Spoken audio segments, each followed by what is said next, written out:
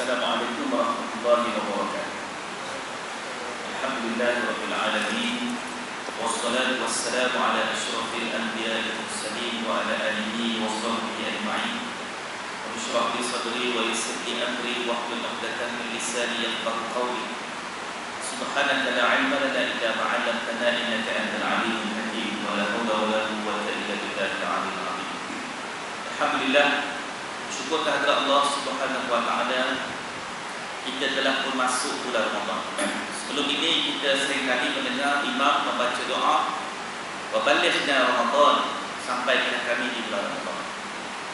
Alhamdulillah, hari ini sudah ketiga Ramadan dan sudah 2 hari kita berbuka puasa, sudah 3 hari kita menunaikan solat sunat tarawih. Tentu sekalian, tahun ini adalah tahun yang sepatutnya kita syukuri kerana kita berada di bulan yang penuh dengan keberkatan dan kemuliaan. Ada di antara rakan-rakan kita yang telah kembali bertemu dengan Allah, tidak sempat dan tidak berada di bulan Ramadan. Kita masih lagi diberi peluang untuk mengutip mutiara-mutiara keberkatan yang disediakan oleh Allah Subhanahu wa taala di bulan Ramadan. Maka oleh sebab itu, janganlah kita biarkan Ramadan itu berlalu dalam keadaan kita tidak mengisinya dengan amal-amal yang saleh. Seringkali kita mendengar perkataan Ramadan al-Mubarak, Ramadan yang penuh dengan keberkatan. Kalau perkataan apakah yang ada pada Ramadan? Keberkatan yang boleh kita lihat, yang boleh kita perhatikan. Di bulan Ramadan ini kita tengok masjid-masjid, surau-surau penuh. Orang datang untuk solat, sama ada solat waktu ataupun solat sunat tarawih. Itu tanda salah satu daripada bukti bahawa Ramadan itu ada keberkatan. Pada bulan lain orang tidak datang. Cuba tengok sembahyang tarawih, tak ada azan pun untuk memanggil orang datang solat sunat tarawih, tapi orang datang. Sedangkan sembahyang waktu kadang-kadang panggil pun tak orang datang. Ya, tapi Ramadan ini lain. Tendangan Ramadan ini lain, orang datang, hadir, dan lebih hebat daripada itu, mereka boleh menunaikan solat sunat sampai 8 rakaat, 20 rakaat, ya, 11 rakaat, 23 rakaat. Sedangkan di siang harinya tadi berpuasa, malam hari boleh pula buat ibadat. Bukankah ini tanda-tanda keberkatan Ramadan? Sama ada kita sedar atau tidak sedar, hendaklah kita lihat bahawa Ramadan ini bukan bulan yang biasa, tetapi adalah bulan luar biasa. Apabila Ramadan adalah bulan yang luar biasa, maka ibadat-ibadat yang kita lakukan di bulan Ramadan mestilah juga luar biasa. Luar biasa di sini bukan maksudnya aneh, tetapi luar biasa di sini maksudnya lebih daripada bulan-bulan yang lain. Itu saya maksudkan sebagai ibadat kita mesti luar biasa daripada bulan-bulan yang lain. Apa yang luar biasanya? Luar biasanya di sudut solat sunatnya. Yang kedua, di sudut sedekahnya. Yang ketiga, di sudut mencintai golongan-golongan yang susah, mustada'afin, yakni fakir dan miskin. Kita lebih mencintai mereka di bulan Ramadan sehingga kita memberi sumbangan, memberi bantuan kepada mereka. Bulan-bulan lain mungkin kita terlupa untuk merhati dan juga melihat mereka ini.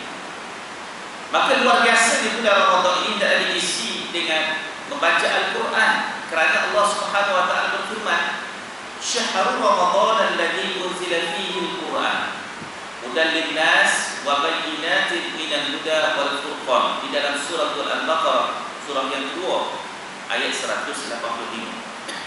Yang mana Allah Subhanahu wa taala menyebut pada bulan Ramadan diturunkan Al-Quran. Syahrul Ramadan alladzi unzila fihi al-Quran. Pada bulan Ramadan diturunkan Al-Quran. Bulan Ramadan adalah bulan yang diperintah pada kita berpuasa. Maka di situ ada rukun Islam, berpuasa di bulan Ramadan. Kemudian Tuhan sebut di bulan Ramadan diturunkan Al-Quran. Di situ ada rukun Islam, rukun iman. Ada 2 rukun, ada rukun Islam, puasa bulan Ramadan. Ada rukun iman, yakni beriman kepada kitab, dan kitab yang kita imani ialah kitab Al-Quranul Karim. Ada dua rukun di situ. Di bulan Ramadan ini kita tengok perintah yakin beriman kepada kitab yang diturunkan oleh Allah. Yang kedua iaitu perintah melaksanakan ibadat puasa. Ada rukun yang ketiga, iaitu rukun ihsan. Apa dia rukun ihsan? Kamu menyembah Allah seolah-olah kamu melihat Allah. Walaupun hakikatnya kamu tidak melihat Allah, Allah pasti melihat kamu. Contoh sekalian, di bulan Ramadan kita puasa dan kita tidak makan. Walaupun ada makanan-makanan yang halal di dalam peti air kita, yang tercatat di situ logo-logo halal yakin. Siang hari kita tak makan. Ada air kotak yang tertulis logo halal, tapi kita tak makan. Kenapa tak makan? Tak makan sebab siang hari di bulan Ramadan haram ini kita makan. Maka kita tidak makan. Walaupun tidak ada orang nampak kita ni. Isteri kita bekerja, anak-anak kita bekerja, pergi sekolah dan sebagainya. Tak ada siapa pun kita seorang-seorang di rumah, tapi kita tidak makan. Kita tidak ambil makanan. Kenapa? Sebab kita yakin Allah Ta'ala melihat. Ini daripada rukun ihsan, kita melaksanakan ibadat seolah-olah kita melihat Allah. Falsafah Ramadan itu besar. Dalam keadaan kita seorang-seorang bersunyi-sunyian, kita menjaga ibadat puasa jangan sampai cacat atau rosak. Baik, apabila kita tengok di bulan Ramadan, ada 3 rukun ini yang dilaksanakan. Puasanya, beriman kepada kitabnya, dan juga rukun ihsan yang kita beribadat seolah-olah kita melihat Allah.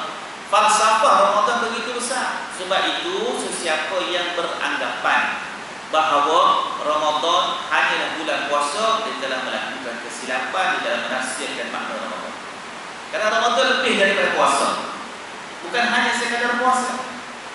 Ramadan cerita tentang mubarak, cerita tentang keberkatan. Kita tengok orang boleh datang ke masjid, ke surau untuk menunaikan solat fardu secara berjemaah dan juga menunaikan solat-solat sunat. Macam mana dia datang? Siapa pun tak approach dia, siapa pun tak mengajak dia, tetapi tiba-tiba hatinya rasa nak datang. Kenapa? Sebabnya adalah di situ ada keberkatan. Manusia yang ada sifat fitrah keimanan yang pasti meningkat. Tetapi kalau manusia itu hilang daripada fitrah kemanusiaan, maka dia akan menjadi haiwan. Sebab itu kita tak heran ada orang-orang yang tidak berpuasa di bulan Ramadan walaupun namanya Islam. Ada orang tak puasa. Contoh jangan pelik. Allah Subhanahu wa taala menyeru, ya ayyuhallazina amanu kutiba alaikumusiyam. Wahai orang-orang yang beriman, wajib atas kamu puasa pada bulan Ramadan. Tuhan kata yang puasa adalah orang-orang beriman. Yang tak beriman ada orang Islam tak puasa. Oh, ini tak pelik. Memang ada orang yang tak puasa. Sebab dalam dirinya tidak ada keimanan, keyakinan terhadap Allah Subhanahu wa taala. Sebab itu ada tangkapan-tangkapan orang tak puasa. Walaupun mungkin ada orang kata, kenapa sibuk ditangkap orang tak puasa, dibantulah orang susah. Sebenarnya orang susah pun dibantu juga dengan agensi-agensi zakat dan sebagainya. Buat puasa kena laksana tugas dia. Kita jangan kelirukan masyarakat seolah-olah kita nak buat puasa juga pergi buat kerja ajak orang bantu orang miskin. Dia ada bidang tugas masing-masing. Kita jangan bagi orang pandang seolah-olah Islam suka tangkap orang. Islam bukan tangkap, saja Islam mendidik. Nah, jadi kadang-kadang pandangan-pandangan tertentu yang ditulis di Twitter dan sebagainya kita sanggah dengan cara baik. Apa dia? Ada agensi-agensi yang melaksanakan tanggungjawab dibantu orang-orang fakir miskin. Ada agensi-agensi penguat kuasa yang akan laksanakan tanggungjawab. Jadi kita jangan campur adukkan benda ini sehingga menjadikan kekeliruan kepada masyarakat. Contoh dia rahmati Allah sekalian. Orang tak puasa tapi kita nak diam. Kita bukan duduk dalam negara yang minoriti Muslim. Kita boleh buat undang-undang. Kita boleh buat peraturan. Bukan untuk mengaibkan, tetapi dengan tangkap, dengan bagi nasihat, dengan memberikan tunjuk ajar mudah-mudahan mereka berubah. Bukan tangkap kena membantu pun. Ya? Jadi sebab itu pandangan-pandangan yang ini perlu kita tapis sebelum kita terima. Contoh dalam kitab Allah. Di bulan Ramadan apa lagi ada? Tuhan sebut bulan Ramadan ada keampunan Allah. Barang siapa yang minta ampun, Allah Ta'ala nak ampun. Aisyah radhiyallahu anha bertanya kepada Nabi sallallahu alaihi wasallam, apa doa nak baca di bulan Ramadan? Maka Nabi ajar kepada Aisyah, wahai Aisyah, bacalah doa Allahumma innaka afuwun tuhibbul afwa fa'fu anni. Baca doa, wahai Allah, wahai Maha Pengampun yang suka kepada keampunan, yang suka kepada pengampunan, ampunilah. Bulan Ramadan bulan yang memang Tuhan nak ampunkan dosa manusia, sehingga dia belenggu para syaitan. Ya, maknanya peluang manusia nak jadi baik itu cerah. Cuma manusia tak bertahan. Seolah-olahnya Tuhan telah bagi torchlight untuk berjalan di waktu malam. Terpulanglah kepada manusia dia nak pegang torchlight itu ke tidak, ataupun dia masih nak teraba-raba lagi di dalam kegelapan dengan meninggalkan cahaya. Maka begitulah Ramadan. Walaupun Ramadan itu 29 hari ataupun 30 hari, tetapi percayalah, Ramadan yang dipenuhi dengan iman kepada Allah, dengan beramal dengan ikhlas, yang mampu memberi kekuatan untuk kita mengharungi 11 bulan yang akan datang. Sebab itu penghujung kepada ayat daripada surah Al-Baqarah ayat 183 yang telah saya baca tadi.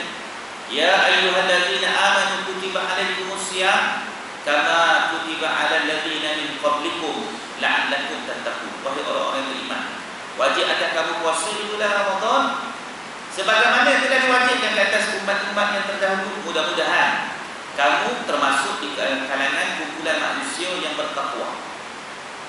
Takwa maknanya bukan hanya takwa di bulan Ramadan. Takwa maknanya selama-lamanya.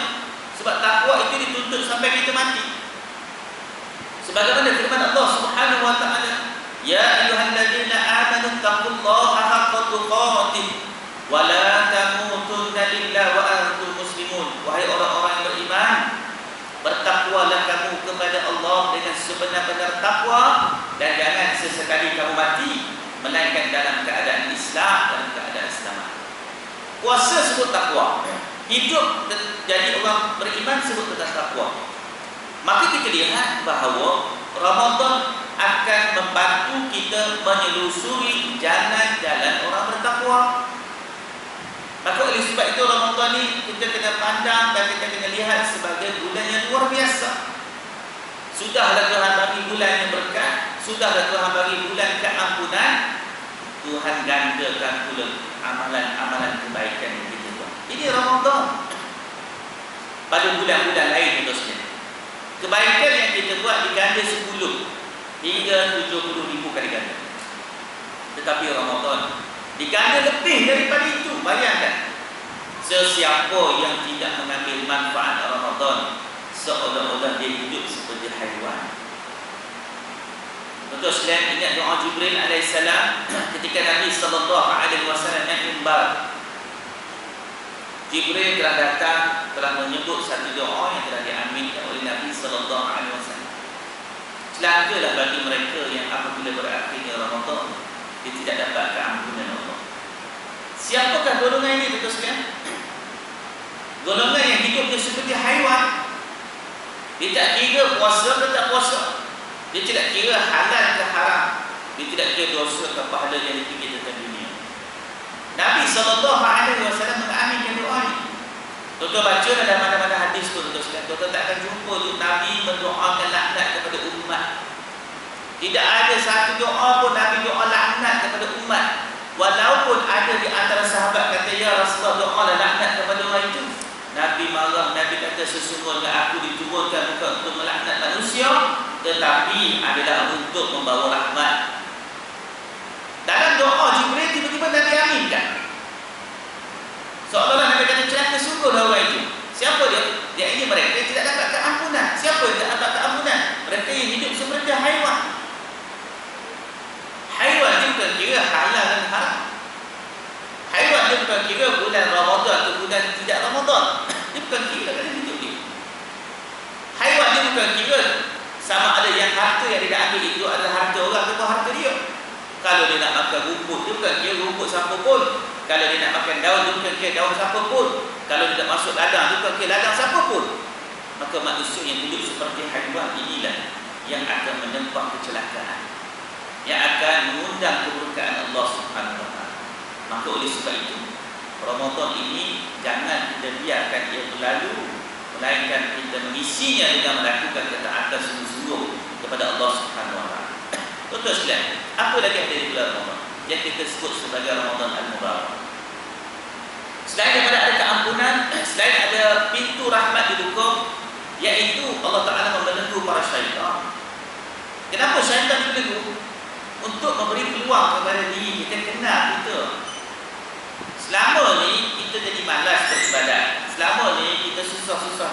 ketaatan. Sebab apa? Adakah sebab nafsu ataupun sebab gangguan daripada syaitan? Maka pada bulan Ramadan kita dapat tahu, rupa-rupanya kita boleh datang semua masjid, boleh baca Quran, boleh sembahyang sunat, boleh berzikir, boleh memberi sedekah. Rupa-rupanya kita tahu, oh selama ni aku jadi malas, aku jadi susah, aku diganggu oleh syaitan. Maka kita kenal diri kita, kelemahan-kelemahan kita. Maka kita tahu bahawa dengan melenggunya syaitan, kita boleh melakukan kebaikan. Untuk sekalian, kalau di bulan Ramadan masih lagi sama seperti bulan-bulan yang lain, sembahyang berjemaah pun tak rasa minat nak datang, sembahyang tarawih pun tak buat, Quran pun tak baca, sedekah pun jarang-jarang, maknanya bukan lagi kita telah diganggu oleh syaitan, tetapi nafsu kita telah dididik oleh syaitan. Bulan Ramadan pun tak nampak kehebatan Ramadan, maknanya nafsu kita telah berjaya dididik oleh syaitan. Syaitan cuti 29 hari, 30 hari annual leave. Dia kata tak kisah, ni aku tinggal pun, ni bukan pergi sekolah pun. Tak apa, aku tinggal hari ni, terawih bukan dia pergi pun. Sebab aku dah didik hati dia, tak rasa nak datang ke rumah Allah, tak rasa nak tambah ketaatan, tak rasa untuk mencari perhatian Allah, sebab hatinya telah dididik oleh syaitan. Inilah bulan kita nak kenal diri. Maka kalau kita dapat kenal diri, senanglah lepas ni bagaimana kita nak kawal diri. Tengok tuan sekalian, kalau kita baca kisah para rasul, antaranya Nabi Ayub alaihissalam. Ketika Nabi Ayub sakit, sakit yang lama, ada setengah riwayat kata 3 tahun, 7 tahun, ada kata lebih daripada itu.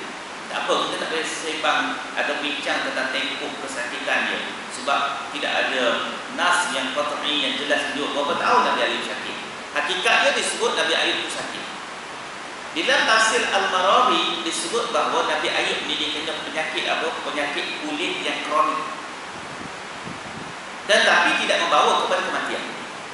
Penyakit dia ada tapi kronik penyakit, sehingga dia terpaksa baring, susah nak bangun. Penyakit kulitnya itu menyebabkan dia payah nak bangun. Tetapi kalau tuan-tuan baca dalam kisah-kisah Israiliyah, disebut kononnya Nabi Ayub ni sakit sampai ke bau busuk, ada lendir-lendir. Itu semua adalah pembohongan terhadap Nabi Ayub alaihissalam. Allah Subhanahu wa taala tidak menghina rasul begini. Itu adalah kisah-kisah Israiliyah yang lampau yang dibuat oleh Bani Israel. Sebab tu hati-hati dalam baca kisah-kisah para sahabat, kisah-kisah para rasul dan sebagainya. Sebab banyak di situ ada berlaku manipulation, penjanggahan terhadap kebenaran. Baik, betul saja. Datangnya syaitan telah mengganggu Nabi Allah Ayub alaihissalam, menguji kesabaran Ayub. Datang uji kesabaran Ayub, macam mana kamu ni Ayub? Nabi Ayub tu sebelum dia sakit, dia jutawan, dia hartawan, dia dermawan, dia mempunyai ladang-ladang, mempunyai harta-harta yang banyak. Dia bukan sembarangan. Kemudian Allah Ta'ala uji kepada dia dengan ujian yang besar. Harta-hartanya habis, dirinya kena penyakit, anak-anaknya semua mati, tinggal dia dan isteri dia sahaja. Habis, mati belaka anak-anak. Tetapi dia tetap sabar. Apabila syaitan datang mengganggu dia, Nabi Ayub telah mengadu kepada Allah Subhanahu wa taala, wahai Allah, sesungguhnya aku telah diganggu oleh syaitan. Apabila dia mengadu dengan Allah, maka Allah Ta'ala memberikan kesembuhan kepada Ayub. Tuan-tuan tengok, bila mengadu gangguan syaitan, Tuhan datangkan pertolongan. Betul sekalian, sama juga dengan kita hidup.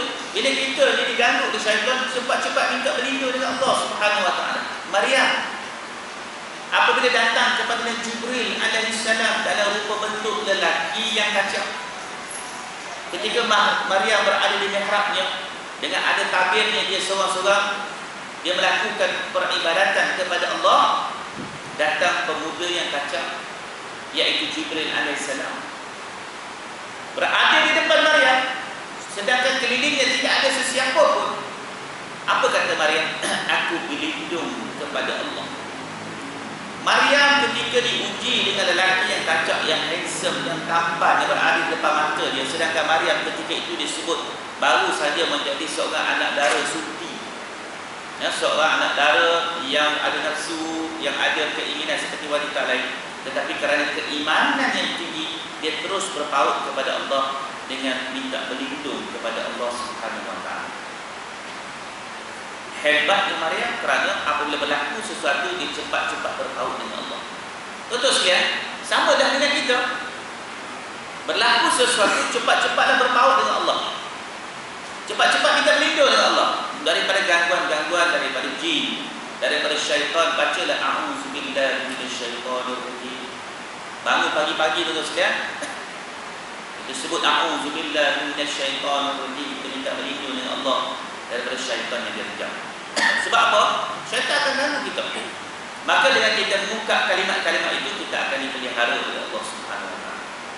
Betul sekalian, pada bulan Ramadan ada dua perkara besar yang berlaku kepada kita, iaitu kita jadi orang yang sabar. Ramadan yang sabar. Bila orang marah, kita sabar, aku puasa, sabar. Bila berlaku bawa kereta, orang potong queue pun sabar, tak apa-apa nak on, kan? Kenapa jadi begitu? Sebab tuan-tuan, puasa akan meningkatkan immunity, antibody, kesabaran. Itulah sifat puasa. Percayalah tuan-tuan, bila kita berpuasa biasa kita lebih sabar. Kita boleh tahan nafsu, kita boleh tengok makanan tak apa, nanti buka puasa, boleh sabar. Itulah dipanggil kelebihan puasa, menyebabkan kita jadi lebih sabar. Betul sekalian? Tengok, Allah Subhanahu Wa Taala berfirman. Ayat-ayat ni semua dekat-dekat. Ayat 183 cerita tentang puasa. Ya ayyuhallazina amanu kutiba alaikumusiyam. Ayat 185 cerita tentang Quran. Syahrul Ramadan alladzi unzila fihi al-Quran hudan lin-nas wa bayyinatin minal huda wal furqan. Diturunkan Al-Quran pada bulan Ramadan untuk jadi petunjuk kepada manusia bagi membezakan perkara hak dan perkara batil. Ayat 186 pula cerita apa? Wa iza sa'alaka 'ibadi anni fa inni qarib ujibu da'watad da'i iza da'a falyastajibu li wal yu'minu bi la'allahum yarshudun. Betul sekalian?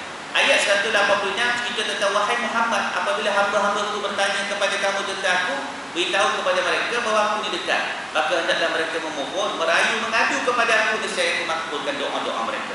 Mudah-mudahan mereka berada di atas landasan itu. Betul, ayat 183 cerita puasa, ayat 185 cerita tentang Quran, ayat 185 cerita tentang doa. Bulan Ramadan tuan-tuan, kita dituntut banyak-banyak doa. Doa minta kebaikan, doa minta kesembuhan, doa minta selamat daripada api neraka, dan doa minta nak masuk syurga. Allahumma inna nas'aluka jannah, wahai Allah, kurniakan kepada kami syurga. Tuan-tuan, waktu-waktu di antara bulan Ramadan ni, waktu nak buka puasa, waktu makbul doa. Tuan-tuan duduk dengan anak-anak tak meja makan, ataupun tuan-tuan datang majlis iftar di surau di masjid, tuan-tuan, waktu nak buka puasa tu waktu yang makbul doa. Banyak-banyak baca doa. Ya Allah, bagi aku sihat. Ya Allah, ampunkan kedua ibu bapa aku. Ya Allah, berikan keselamatan kepada keluarga. Ya Allah, beri aku syurga. Banyak-banyak minta doa, sebab memang Tuhan nak makbulkan doa. Rugilah pada bulan Ramadan tuan-tuan, kita sibuk dengan benda lain, lupa nak minta pada Allah.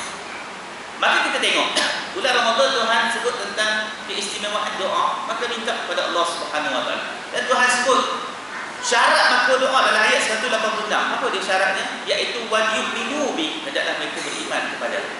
Tuan-tuan, kita beriman pada bulan Ramadan, kita puasa. Kita beriman kepada Al-Quran, kita laksanakan perintah Allah dalam Al-Quran. Maka pada bulan Ramadan juga kita beriman sungguh-sungguh dengan kita melaksanakan perintah-perintah Allah dan memohon kepada Allah. Betul sekalian, dalam ayat 153 dalam surah Al-Baqarah, Allah Subhanahu Wa Taala menyebut wasta'inu bis-sabri was-salat innallaha ma'as-sabirin. Minta tolonglah kamu kepada Allah dengan sabar dan menunaikan solat. Sesungguhnya Allah Taala itu bersama dengan orang yang sabar. Bulan Ramadan tuan-tuan, kita paling banyak doa. Wasta'inu, minta tolong dengan Allah. Bagaimana doa? Bis-sabri. Bulan Ramadan kita paling sabar. Boleh bangun untuk sahur, boleh tunggu waktu berbuka. Itu dah bulan Ramadan. Paling kita sabar. Dalam kerja kita sabar, dalam aktiviti keluarga kita sabar. Maknanya tuan-tuan, untuk kita mendapat sesuatu yang istimewa di sisi Allah, iaitu kesabaran, diikat dengan apa? Diikat wasta'inu dengan doa, diikat dengan wassalah, dan juga menjadi sembahyang. Bulan Ramadan pun kita paling banyak sembahyang.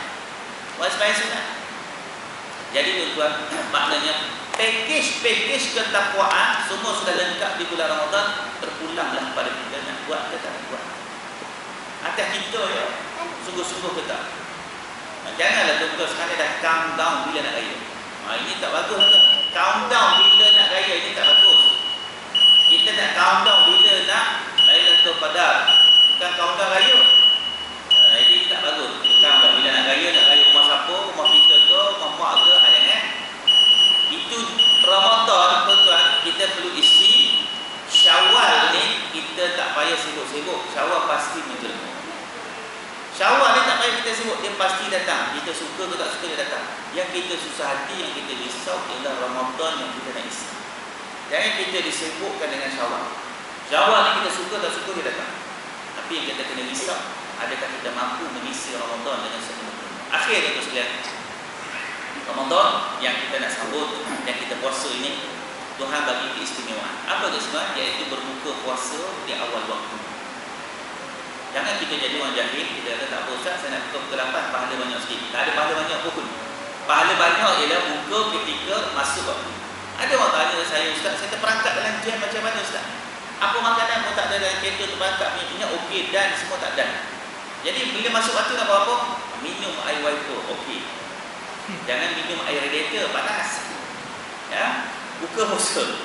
Ada orang tanya, Ustaz, saya tak ada makanan Ustaz, ada rokok je. Boleh tak Ustaz saya buka puasa dengan rokok? Boleh buka puasa rokok, tak ada masalah. Makan, jangan isap. Punya rokok tu. Isap jadi haram. Nak bakar kata haram isap rokok. Apa nak buat? Punya. Tak cukup sebatang, tambah lagi 2-3 batang. Okey, kita buka puasa awal waktu. Bersedialah, bawa lah air dan sebagainya. Kemudian tu kita sahur. Sahur, kadang-kadang mungkin kita bangun lewat, kita bangun lambat sikit. Kadang-kadang isi kita tengok jam ke-4 dia pun siap-siap makan. Kita bangun ke-4 ni rupanya jam tu mati. Pada pukul 5 lebih dah rupanya. Tengah makan bunyi azan. Apa nak buat tuan-tuan? Yang ada dalam mulut telan. Nah, fiqh aja begitu ya. Bukan kita luahkan. Yang ada dalam mulut kita telan. Yang di tangan lepaskan. Jangan tak lepas kat tangan tu. Ayam baru pegang ni, panas-panas lagi. Air sayang pula ngap batal puasa. Bila azan lepas yang di tangan, yang di mulut telan. Jangan dibuang. Ada tanya, Ustaz, telan-telan sangkut pula. Macam mana nak buat? Sangkut, minum air seteguk. Jangan minum air 1 jam. Seteguk minum, tengok lepas lah. Lepas okey. Tak lepas, seteguk lagi. 1 jam batal. Jadi tuan-tuan, Islam dia suruh kita puasa, bukan suruh kita mati. Ya? Jadi kita tengok itu ada keindahan-keindahan Ramadan yang kita perlu hati-hati, perlu kita lihat, mudah-mudahan ada manfaat. InsyaAllah tuan-tuan sekadar itu teruskan dengan ibadat tuan-tuan, baca Quran dengan tinggal, sembahyang sunat, tarawih berazam untuk habiskan. Jangan konten tarawih, kalau tak dapat buat dulu di surau masjid, buatlah di rumah, tapi jangan tinggal tarawih kerana tidak ada lagi tarawih setelah berakhirnya Ramadan. InsyaAllah mudah-mudahan ada manfaat. Wabillahi taufiq wal hidayah. Assalamualaikum warahmatullahi wabarakatuh.